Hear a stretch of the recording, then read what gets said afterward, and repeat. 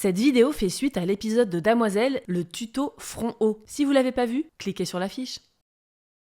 Dame, dame, dame, dame, dame, dame, damoiselle.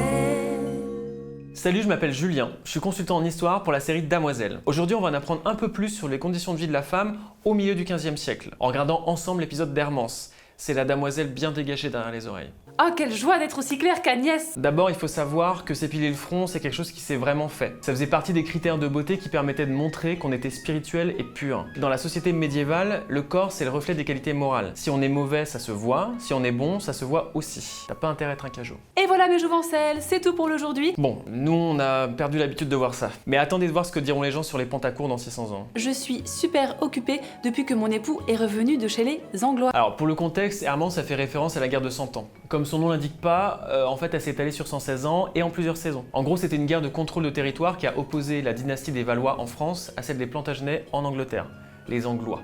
1450, c'est la toute fin de la guerre, et l'Europe est déjà au bout du scotch. En plus des conflits, on est dans ce qu'on appelle le petit âge glaciaire, qui, non content de gâcher les vacances, a causé des famines sévères. Mais plus fort que la guerre, plus fort que la famine, la grande sœur de l'époque, c'est quand même la peste. Elle débarque en Europe en 1348, et en 2 ans, non seulement elle emporte entre un tiers et la moitié des populations d'Europe, ce qui est un gros score d'épidémie, mais en plus désorganise totalement la société. Tout ça, ça donne un contexte pas riant pour la France, qui s'est fait bien ramasser par l'Angleterre dans la première partie du conflit, plus ou moins jusqu'à ce que Jeanne d'Arc arrive en 1429 et change l'ambiance en commençant à bouter les Anglais hors de France. Il ne cesse de me chanter son amour courtois à longueur de jour. So, 12e siècle.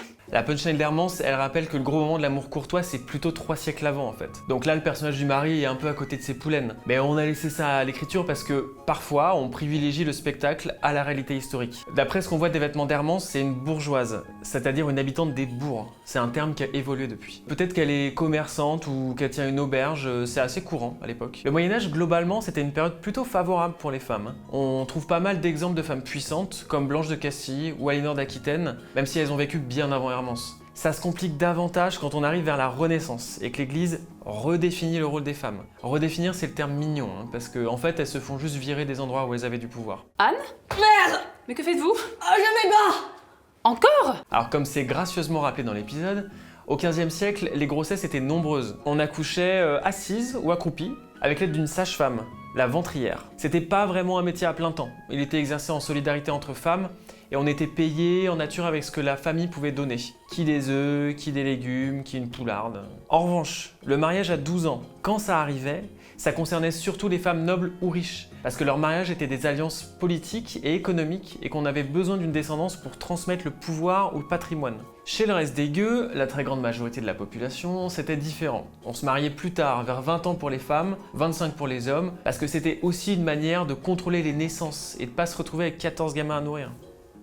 Entre les deux, on a les bourgeois, dont fait partie Hermance, et pour eux, l'âge du mariage était assez variable selon leur degré de richesse. Plus vous avez le front haut, plus vous êtes importante, et ça s'accorde avec tous les affublements. Pour ce qui est des critères de beauté, le 15e siècle, c'est rude. On considère que le highlight de la femme, c'est à 15 ans. À 25 ans, elle s'est déjà pris un coup de pelle sur le capital séduction, et à 35, elle peut lâcher la rampe. Plus personne n'ira lui chanter de poèmes au balcon. Donc la femme parfaite, c'est une adolescente blonde, avec des seins petits, hauts et très séparés, avec un ventre rebondi comme celui d'une femme enceinte. D'ailleurs, elle marche les hanches en avant pour souligner cet effet. Elle est juvénile, mais attention, elle est aussi spirituelle et vertueuse, c'est hyper important. Et c'est un trait de caractère qui se traduit par un grand front.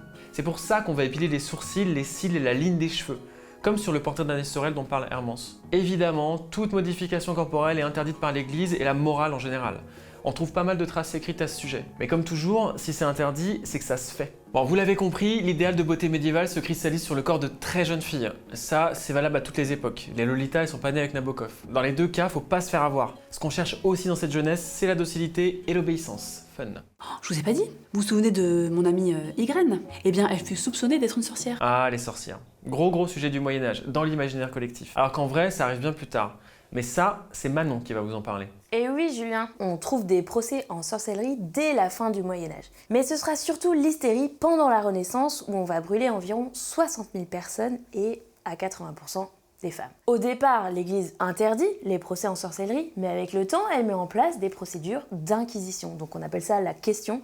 En réalité, c'est de la torture. Si elles ne meurent pas pendant l'interrogatoire, on les exécute par noyade, lynchage collectif ou par le feu. Les femmes visées le sont parfois parce qu'elles ont une maîtrise des plantes pour soigner ou accompagner les accouchements, donc on pense qu'elles peuvent aussi utiliser leur savoir pour faire le mal. Au XVIIe siècle, comme la médecine et la science ont progressé, on arrive mieux à expliquer certains phénomènes, la rationalité devient à la mode, du coup les croyances genre sorcières sont vues comme des trucs complètement archaïques, fini les bûchers. Merci Manon. Si vous avez été occupé à mettre bas pendant la vidéo, voici les 3 points qu'il faut retenir sur le milieu du 15e siècle. 1. La femme, elle n'est pas enfermée à la maison. 2. Tout le monde se marie pas à 12 ans. Et 3. On brûle pas de sorcières à chaque afterwork. L'histoire, c'est pas une ligne droite. Ça ressemble plutôt à un mouvement de balancier. Hermance, elle a vécu il y a longtemps, mais on a vu dans cet épisode que son quotidien résonne encore avec le nôtre. En tout cas, je pense qu'on peut la remercier, parce que grâce à elle, on a pu entendre un peu d'amour courtois, et ça fait toujours plaisir. Oh, que ne vit si jolie femme. Merci de m'avoir écouté.